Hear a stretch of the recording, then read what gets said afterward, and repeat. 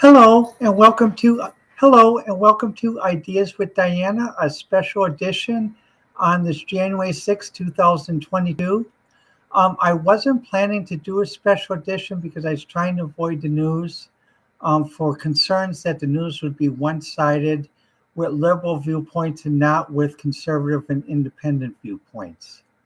However, I did find Megyn Kelly's podcast. I actually discovered it. I'm glad to see that she's back making podcasts again. I listened to episode 232, which was about the COVID virus and concerns about people who are speaking out of alternate viewpoints regarding the Fauci viewpoints and what they're going through, and also on the issue of trans athletes. But an issue that I really would like to consider talk about today um, is basically we really do need more viewpoints as to commentators who are conservative and independent in media and in news. Because, for example, this morning I was listening to a news report on CBSN, the streaming service, and I happen to like CBSN. I feel basically that they're fairer than others, and they try to keep their biases of the individual reporters to a low level, so it is closer to a professional report. But this morning, when I was listening to one part about a little bit after 9:30 Central Time, with the woman commentator and then also the man commentator when they're interviewing one expert regarding the January 2021 thing. The person who is speaking, he's tried to sound like a neo Ivy League liberal, talking like, well, I think maybe we should do this. And you could tell that he was pausing and trying to grasp for ideas and everything. I listened to the interview, but because I thought that basically there would be something substantive. Um, a concern I had though was when the woman commentator, her last name starts with the Q, started to ask questions.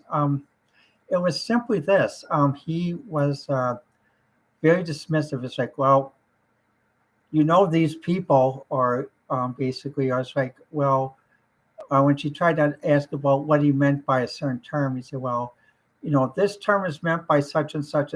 And you could tell it's a very derogatory type of mansplaining.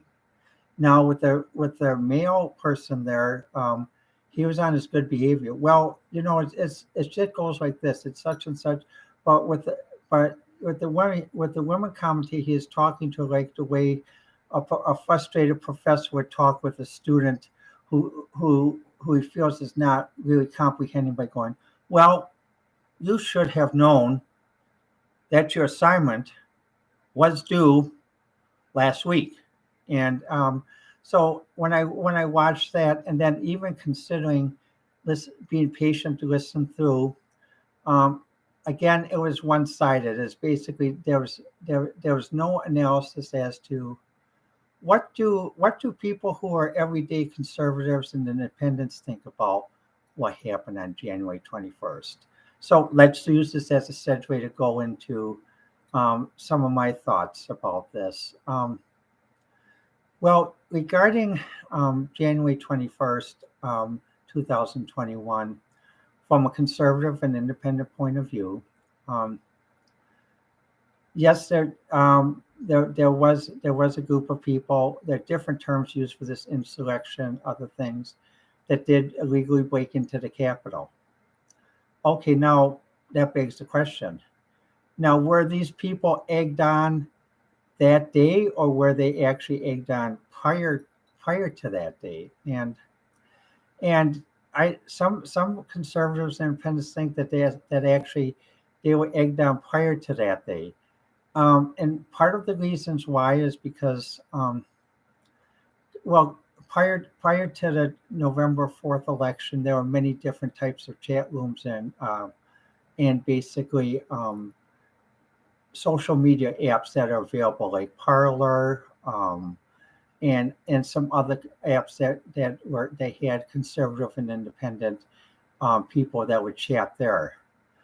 But after the November 4th election, especially by January, Parler was shut down. So one sounding board for conservative independent voters was shut down. Another conservative website was shut down. When Parler tried to emerge, they were shut down again.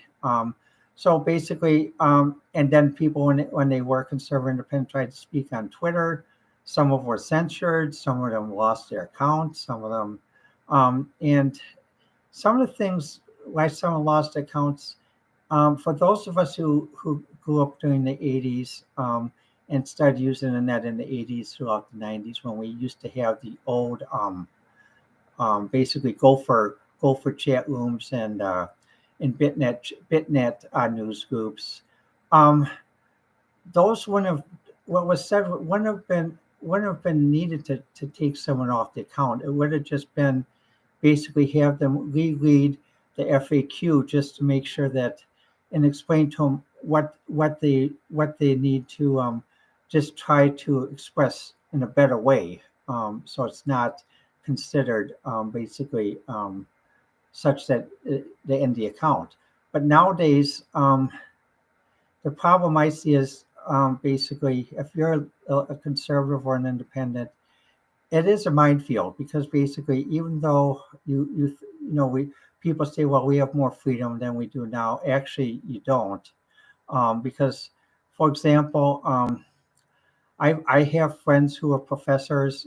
They're about my age, and many of them have decided to take early retirement because basically, the woke movement, the woke minefield, or some people call it, makes it very hard if you're a professor or a teacher, because basically, if let's say, for example, you run into someone who's transgender or gender nonconforming, and they're sort of just like I am, so you use the pronoun either she or miss or ms, mrs, or ms. However, the person make it very sense, saying, well, actually, I'm not a she, I'm an it and a they. And they get very angry about this. They literally, like, basically, like you deliberately wanted to mispronoun them. And it's not that you didn't mispronoun them. It's just people my generation, when they see someone presenting as female, you normally think she, and see someone presenting as male, you think he. And we're aware of the other pronouns, but we don't think it's such a minefield that every time you meet someone new, you have to say, what's your pronoun? What's your gender? What's your gender orientation? That's a lot of questions when you first meet someone. Because in my generation, when you met someone, it's like, oh, hi, how are you? And basically, some of the detailed questions you didn't get into until basically either when you're dating or going further in a relationship.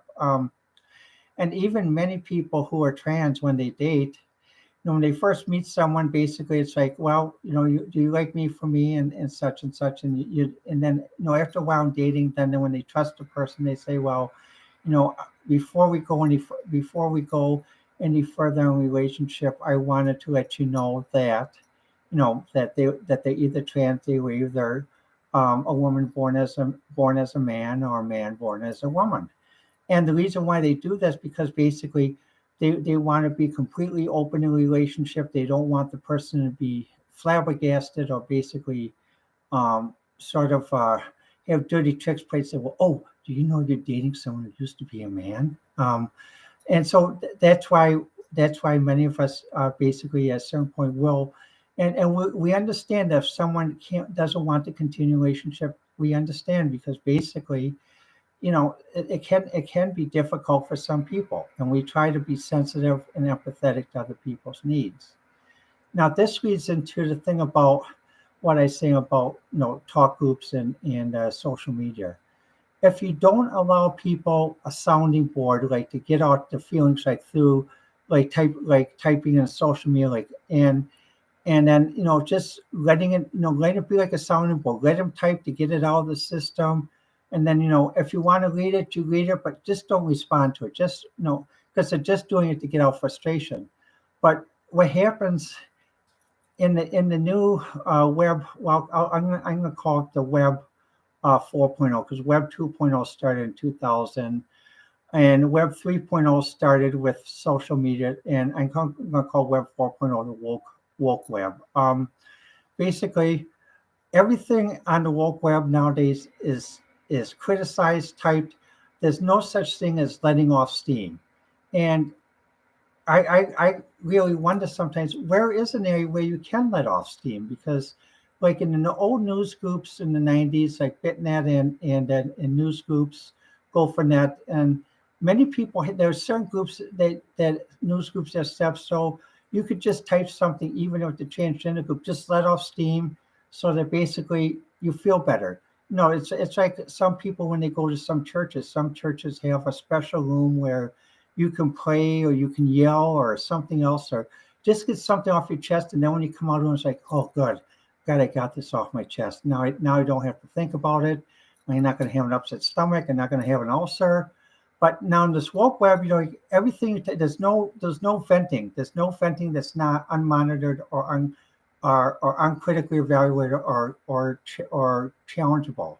And this can cause people to have ulcers. Also, this can, when people have to hold it in, eventually what happens when they do get to meet another group of people, they may let off the steam, but they may let off the steam violently rather than just banging it on the keyboard, like that. Or like in the old days in my generation too, we used to go out to driving range. If you really need to get some steam up, go out to driving range, take out the driver, hit that golf ball as hard as you can. You're not worried about how straight it's going to go, or how much of a banana hook or you're going to put on it, but you got the frustration out of your system. But nowadays, in today's society, people don't have those options. Like at regular, basically, there's only two driving ranges. There used to be three, and whenever I go there, it's completely packed, and everyone again is so competitive. It's like, well, I could drive better than him, and see that's example of this wokeness. Everyone is evaluating everyone. Okay? No one can just go and say, look, I just want to go to a driving range and just hit some balls, and I don't want you evaluating my swing. I don't want you evaluating my stance. I don't want, and I'm not going to evaluate you. I'm just here hitting balls. You're here hitting balls, and that's it. Or like sometimes, like today, you'd shock a lot of people when you go on a golf course today if you say, well, okay, you're single and you're playing with a group of people. It's like, well, really, I don't. I'm just playing to practice. I'm not playing to keep score. Huh? You're not playing to keep. What do you mean? You always have to keep score. No, I'm just playing to practice. I just want to just practice, and you guys can play among yourselves. Oh, I don't know if we could do that. And this is an example of this wokeness and this liberalism, where basically people think they know everything, and they want to criticize, and they don't realize some people just want to put, like, the practice sounds like a sounding board. They just want to play golf just to get their mind off something. And we need to get back to a sounding board where people can post even on internet, social media, and basically it's ephemeral. What I mean by that, I shouldn't have to explain this, but based on my wonder about the American education system due to the lack of school choice and due to the lack of school college choice, what that means is if you posted something, in a few days it disappears. It's not stored on a farm in Malaysia. It's not stored on a farm in Brazil. It's gone. Poof, gone. And that's how it was in the 90s when we posted. We had many news groups where you posted, you wrote your soul out, you wrote your anger out, you wrote your heart, your tears out. Within a day or two, a few people see it, some people comment, but then 2 days later, poof, it's gone. And that whatever you posted would not follow you for the rest of your life. But that doesn't exist on the Web 4.0 or in the woke world. But we need to get back to that. Because basically, if people can't let out steam, what type of society we're going to make? People that they have to hold everything in, And then when they do let out steam, they become physically violent. No, that's not a society to have. A second point is another point of this is when I listen to the news, I haven't listened to news since 10 o'clock this morning, and I'm not going to listen to it tonight. Basically, I heard President Biden's speech, and I heard, in addition to this interview, when a friend came over, we watched the news at noon. And the thing is, what happens is like, we got to stop pointing fingers. Well, these Republicans did this, or these Democrats did this, or these old people did this, and it's like one thing like Megyn Kelly mentioned about where, for example, like when one senator from Texas went down to Mexico for vacation with his family, and there's a big brouhaha in the press about this. But then there's now another senator who went down to Florida, and basically she tweeted a response saying that people were mad because that basically, I guess she felt that they were mad because they couldn't date her or something like that. And it wasn't, that's why conservatives and independents were concerned. It was because basically, if you're going to propose a rule or standard, like at West Point, any example that you propose, you have to be able to follow that example yourself first. And also, any order you give, you have to be able to follow that order yourself too. You just can't give an order, have someone do an order that you wouldn't want to do yourself. So it's a case where basically, if someone's going to complain about someone taking a vacation, and not following certain protocols, and yet they take a vacation, don't follow it. Well, what does that say about the validity of their argument? Because if they feel that strongly about them, they shouldn't take the application themselves. They should follow certain protocols too. It's simple. But now, the problem is when I watch the news, even though like friends of mine who watch Fox News, they sort of say, well, I talk with them. I say, well, you'd be if you get a chance to watch, it's not the same Fox News you watched before, because many conservative friends consider Fox News to have become a Democratic station, basically, and have lost their conservative viewpoint.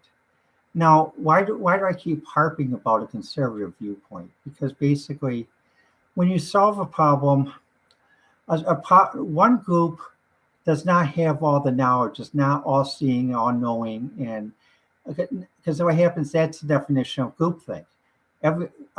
We've seen this before.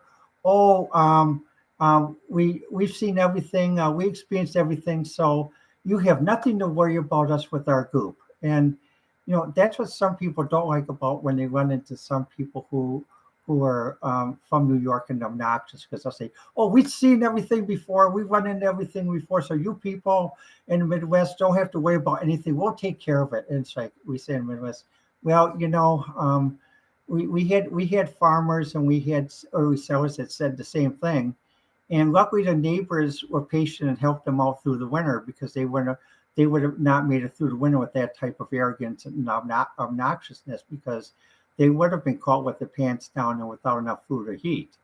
And that's my point. So the thing is, you have to have different points of view. I mean, I don't understand why, like when I watch the PBS NewsHour and CBS News, CBS News is better than most, but basically, I'm glad to see that they have Major Garrett, who offers a conservative viewpoint, and even on this show on CBSN, and with NBC, MSNBC has Shepard Smith that does his newscast at 6:00 Central, and that basically he's still able to do that on NBC, being a liberal station. The thing is, there needs to be more, because basically, the country is not 95% liberal. The country is basically split between liberal and conservative and independent. And as a conservative and independent, we do need to hear more, because to solve problems, if someone's just going to point fingers and say, well, oh, it's the Republicans' fault. They won't vote for this, or it's moderate Democrat fault because they don't want to support our far left policies. Okay, well, part of this country was built on compromise. Basically, it's like you can't, if you're expecting to do something that's a social good, help the country, and um, you want the whole slice of bread. Um, Good luck to you. You're not going to get it. I mean, most things that have been done that have helped people in this country: Social Security, Medicare, unemployment insurance changes in the law to mitigate discrimination, voting rights. It's always been basically, it's not a full slice of bread, folks. It's basically there's part of a slice of bread that's available, and the other part of slice of bread goes someplace else. But the thing is with the slice of bread, um, if the slice of bread that goes someplace else is pork, no, no way. That I do. I don't support it. Conservatives, independents don't support it. Neither do intelligent Democrats or liberals support that because that leads to corruption, that leads to graft, that leads to basically money that could be used to help the people, not helping the people. Now, the second point regarding Megan Kelly's program of today, 232, and also I saw the same segment on RTTV about this one swimmer that's causing a big controversy. Now, on RTTV, they actually interviewed the swimmer, and they interviewed her, and she talked to a correspondent. And what I did during the interview is I closed my eyes like this. The reason I closed my eyes because I was trying to determine, based on the cadence, demeanor of her voice, and the presentation of herself as she is giving, is she really a college student who is a swimmer, or is she really a high school jock who is saying that she is a college student as a swimmer? When I heard the demeanor, I got the impression that I was still listening to jock. But the other point, the main point is this: in all the meets so far in many meets that she has competed in, um, her time has been all record setting for women's sports in that area in that event that she competed, and it's only been about a small percentage off her time when she competed as a man. Now, someone who has full HRT hormone treatment would not be able to maintain that level if you were actually on full, and you had, because the way I justify that is I consider myself. I in high school I had a transition, and I was asked to play on the football team. And one reason I was asked to play on the football team because at that time I could leg press 320 pounds, and I could do that for multiple reps as well as do push-ups and also basically other types of exercises. But now today, if I were to do on the same thing on a leg machine to see how much pounds I could push, I doubt if I could push 220. That's because the effect of hormones. It changes your muscles, it changes your body. But what happens if you just started hormones, it doesn't. You still have that. You still have those attributes of your former gender. Now, when you compete in an event that involves college scholarships, money, or it's like the U.S. The former head of the U.S. Swimming Association who resigned recently. I agree with her viewpoints that basically it's one thing if someone whose body still hasn't fully conditioned over to the new gender wants to go in an exhibition or wants to do time lapse against themselves, that's fine. But if the body hasn't fully conditioned to the new gender, then they shouldn't really be competing in sports against people in that gender, whether it's male or female, because basically it isn't a fair race. And I am transgendered, and I agree with that.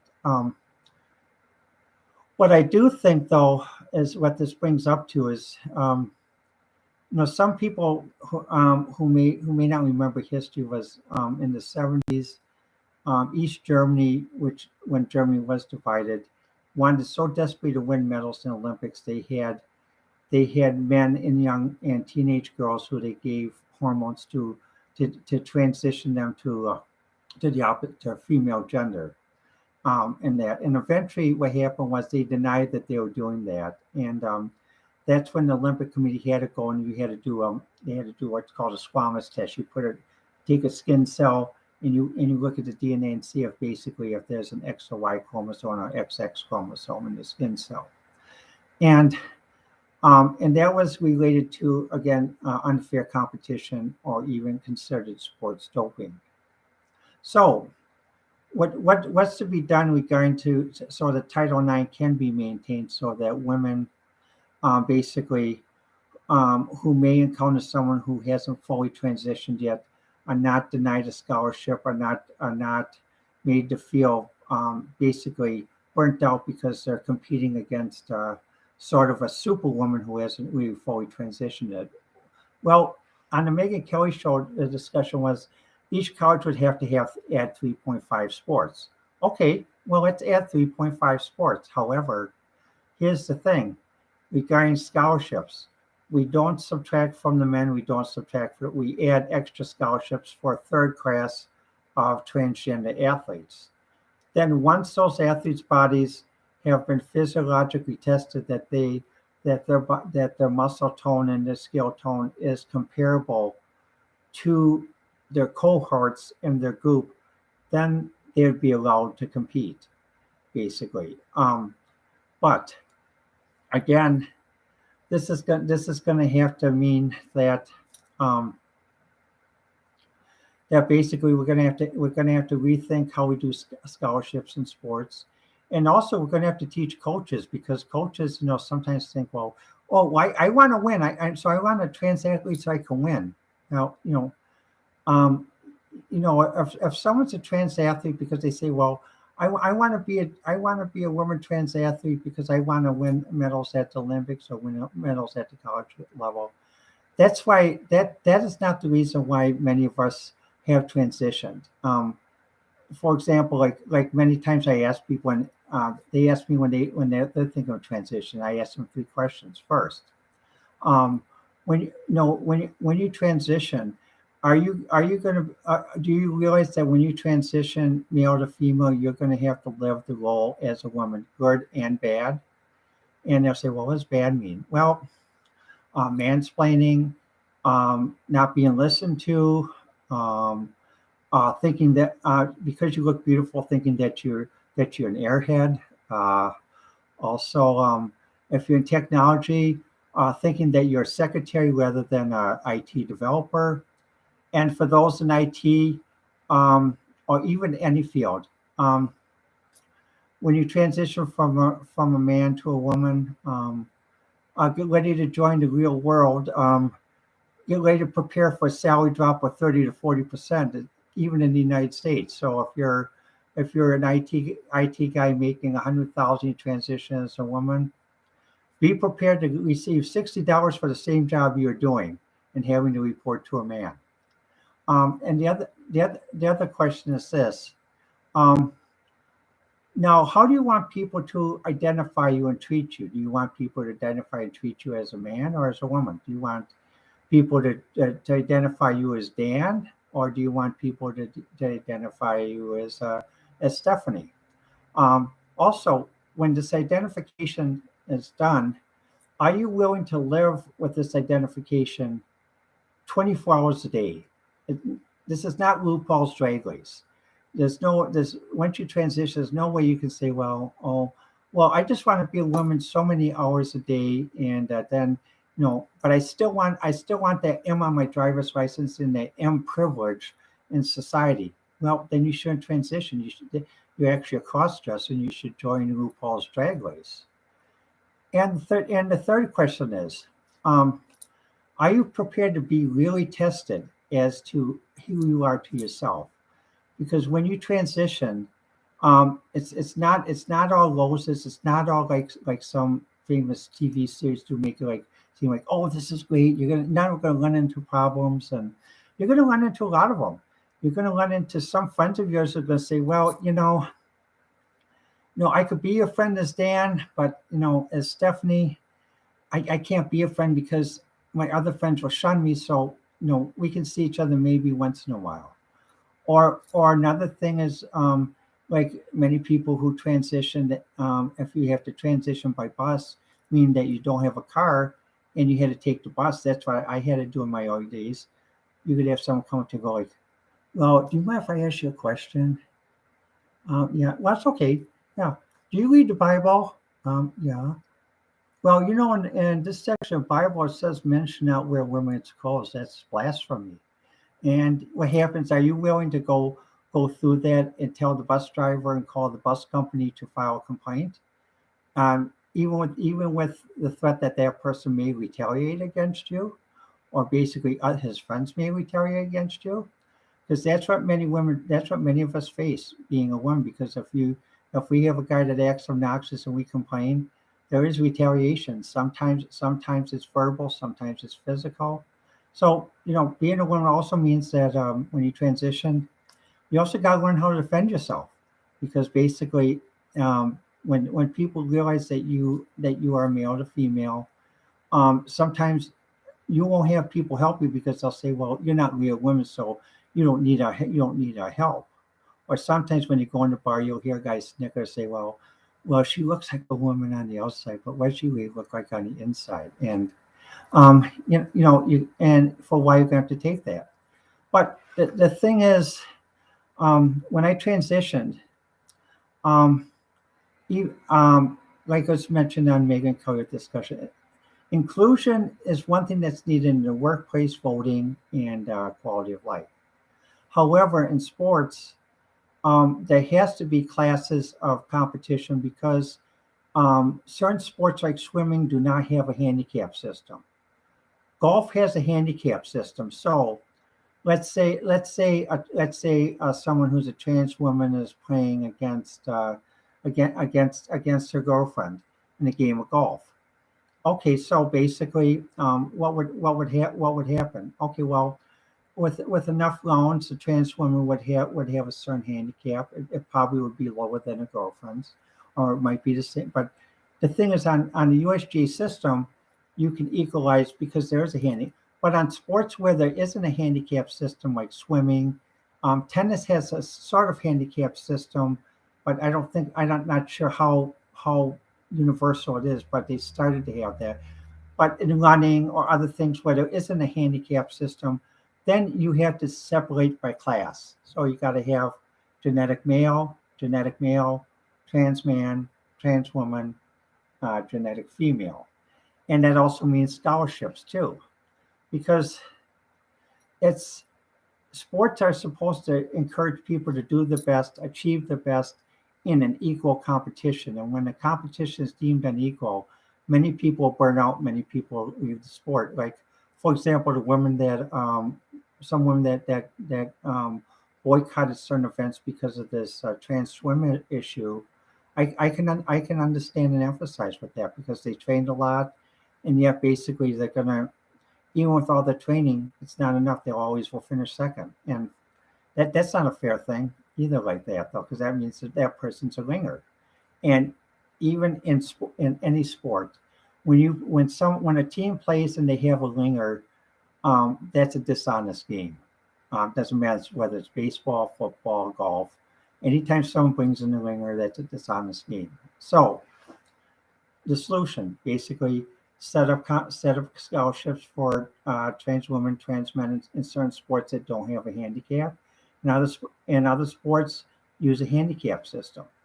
But again, that's going to develop the hand. It's going to take years to come because so we're going to have to do the 4 classes, and also we're going to make sure that, as mentioned on the Megan Kelly show of episode 232, that we are not taken advantage of by saying, well, okay, you got to give up your scholarships for these trans athletes, and you can go back to being cheerleaders. No, no, no.